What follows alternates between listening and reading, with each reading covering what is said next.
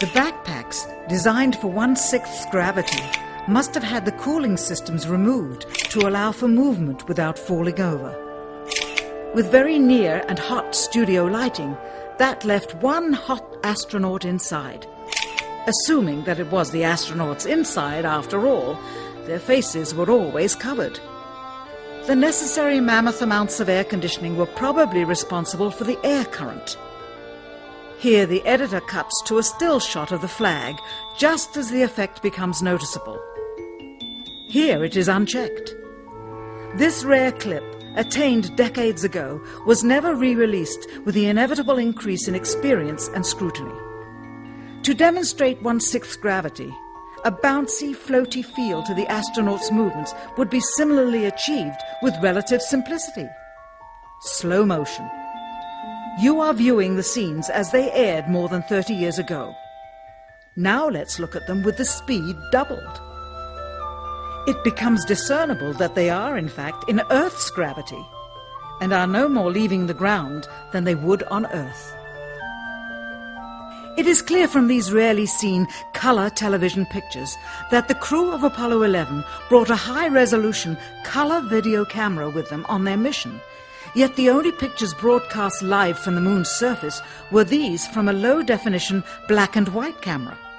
In fact, the networks complained because in addition to this, they were forced to shoot the images, second generation, off of a projection TV of the technology of 30 years ago, and were not even allowed to take a direct feed, which further degraded the quality and clarity of the images.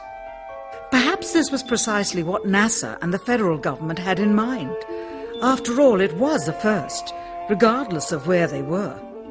Better to open up their debut mission with fuzzy pictures and numerous blackouts, rather than show too much revealing detail of a false scene that was yet unproven.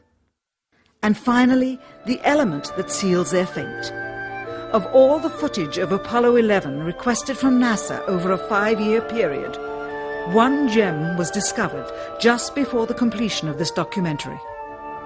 An old reel received by mistake.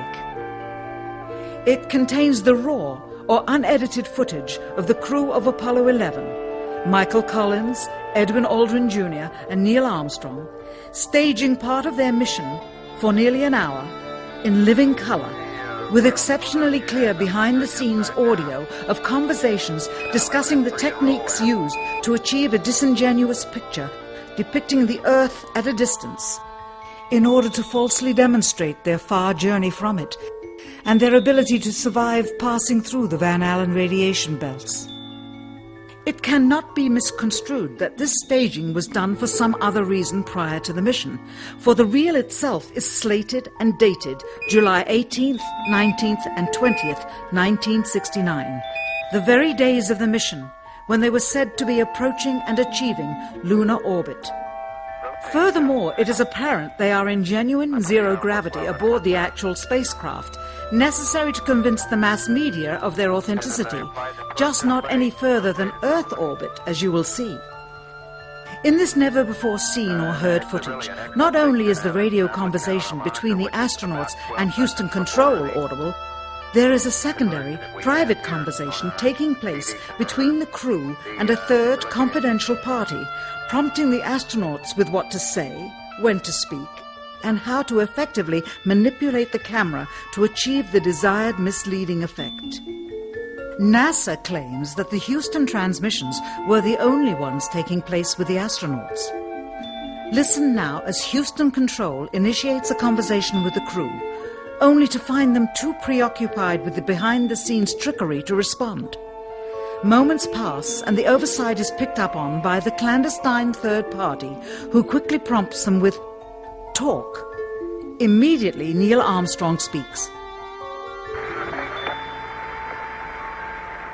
Hello, Apollo 11. Houston, Goldstone says that the TV looks great. Over.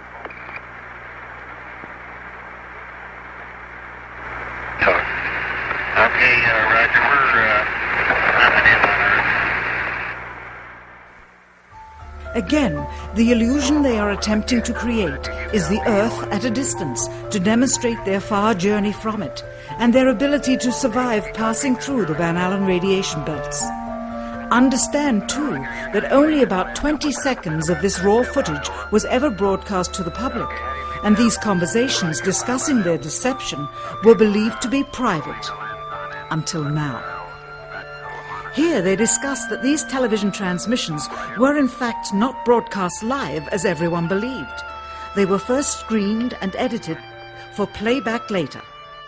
Roger, Neil. We just wanted a narrative such that we can, when we get to playback, we can sort of correlate what we're seeing. Thank you very much. Here they discuss the fact that they have turned out the lights and have blocked out sunlight from entering the spacecraft through the other windows as to not cause any reflected light to fall onto the spacecraft's wall in the foreground. Okay, very good. Well, we shut out the sun coming in some of the other windows into the spacecraft, so it's looking through the number one window, and there isn't any reflected light. The reason this was done is so that the truth of the matter would not be revealed. It is this. Though the federal government would have you believe that this is a view of Earth from a distance out of the spacecraft's window as it nears the moon, it is not. What they have ingeniously done is placed the camera at the back of the spacecraft and centered the lens on a circular window in the foreground, outside of which it is completely filled with the Earth in low orbit.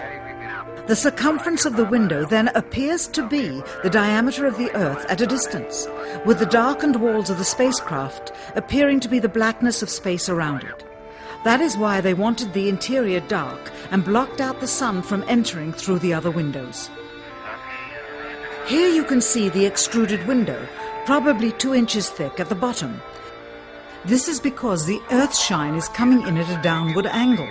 It also causes the Earth to appear to be an irregularly shaped circle, for you are seeing the outside of the window at the bottom and the inside of the window at the top, which together form 2 different sized halves of a circle. Subsequently, this take was never used. As they perfected the shot, a crescent-shaped piece of black material was inset slightly into the window to create the illusion of the Earth's terminator line dividing night and day. It is uncannily convincing. During this segment, intended to be edited and played back later for the worldwide television audience, dated July 18th, 1969, Neil Armstrong condemns himself as he states that he is 130,000 miles out, or halfway to the moon, as the NASA flight log also states on this date, when he is in reality in low Earth orbit of a few hundred miles.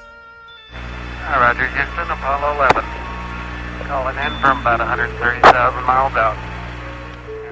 Here, during another segment, also intended to air after review, Neil Armstrong falsely explains to the viewers how the shot is attained by putting the camera's lens to the window's glass, as it would have to be if they were the claimed distance away from the Earth. We only have one window that has a view of the Earth, and it's filled up with the TV camera. If the window was completely filled up with a TV camera, as he stated, then an astronaut's arm would not be able to get between the camera and the window, as it obviously does here in this outtake. South America becomes invisible just off beyond the terminator or inside the shadow. You can also notice how the astronaut operating the camera reacted to the mistake by attempting to pan away from it. Blue cast, see white bands of major cloud formations across the Earth.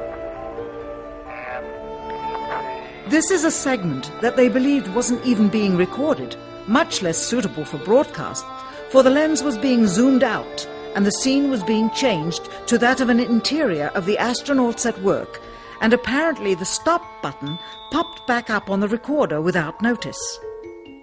Here is the diffused work light that they used to see camera controls, but not throw light onto the spacecraft's wall.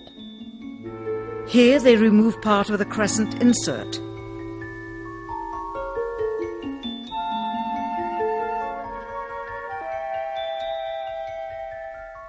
Finally, the iris is opened up and you can see the real location of the camera and the very bright and near Earth out the window.